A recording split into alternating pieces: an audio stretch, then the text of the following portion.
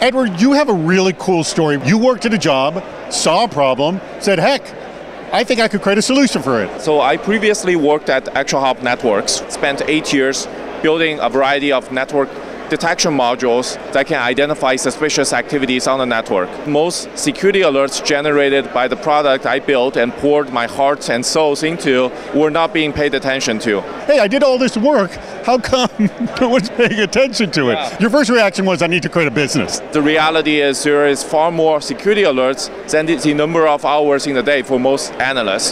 So that's why kind of after 8 years, on the alert generation side, decided to switch sides and build technologies that specialize in the processing of security alerts. Was it just you felt it was more doable now? With the advancements in Gen AI, I think everybody who played with ChatGPT can tell, hey, this thing seems to be able to simulate and mimic a lot of the nuanced human reasoning that are required as part of the alert investigations. Because if you look at alert investigations, ultimately it's kind of like being a detective in the cyberspace. You cannot, automate a detective by writing millions of ifs and else statements. Quickly explain what it does and how you address the issue that you were dealing with. At Dropzone AI, we're using advancements in large language models to build essentially AI Tier 1 security analysts. So we build a software system that can ingest security alerts as input, autonomously perform investigations, and generate decision-ready conclusions as output.